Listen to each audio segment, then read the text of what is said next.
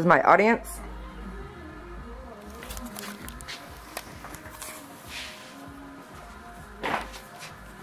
My name is Julie Ziegenfuss. I'm going to be doing speech 3 on Alzheimer's dementia disease. Alzheimer's disease is the loss of brain function that affects behavior, memory, and thinking in the elderly. Alzheimer's is a progressive illness. These symptoms get worse over time. This disease affects each individual differently and has no specific onset age. There is presently no cure for this disease, but medications can slow the progression of Alzheimer's. Although having a family member with Alzheimer's disease can take an extreme toll on loved ones, there are many support groups to help cope with the many different stages.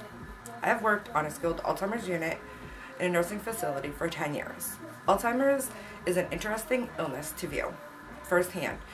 It involves patience and creative imagination. You have to be on your toes and ready to answer any question a resident may ask, with or without judgment of possibly upsetting the resident. There are many techniques to answering questions, giving care, and generally keeping the resident happy and safe. Often people have a misunderstanding of Alzheimer's disease, but it is my experience with the proper care and supervision, it can be a pleasurable aspect of aging. I will discuss several different aspects to this disease, and hopefully you will have a better idea of what Alzheimer's is and how it can be managed with proper key elements. Some will act anxious, become agitated easily. Most will misinterpret what they say, hear, and see. This can make the patient become frustrated and best dealt with on a one-to-one basis. Memory loss starts out mild, but increases depending on the person. The loss in thinking skills, such as learning new concepts and making good judgment calls, may lead to confusion and personality changes, which are common side effects of the Alzheimer's disease. With regular care and staff, the day for these patients go quite smoothly. This makes understanding them and knowing their needs known easier than to newcomers trying to figure out what they are demanding.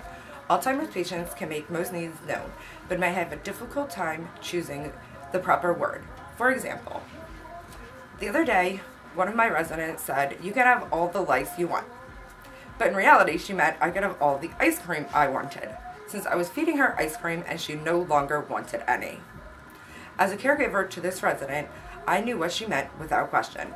This occurs a lot with this disease, not being able to find the correct words, yet knowing what they want and need. This is part of the illness, becomes a guessing game. It's like a baby cry. Each cry is unique and serves a different meaning, which the mother is familiar with. As with Alzheimer's, each resident has his or her own voice and vocabulary. Habit and routine also play an important role. Although Alzheimer's disease may not allow them to remember your name, they do become used to their activities of daily living. Many of the patients at my facility are aware when someone new is on the floor giving them care. They will attempt to push the limits, such as asking to use the bathroom over and over. Employees who are not familiar with this disease or illness will occasionally attempt to put them on the toilet as often as they ask.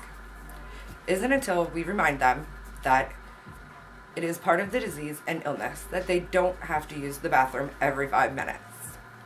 Routine is very important, although you have to be ready for anything that pops up unexpectedly.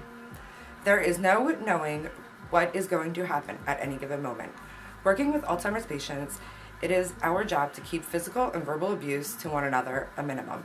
It is our job to know how to answer questions inoffensively to the patients, since some of them think that their parents are still alive.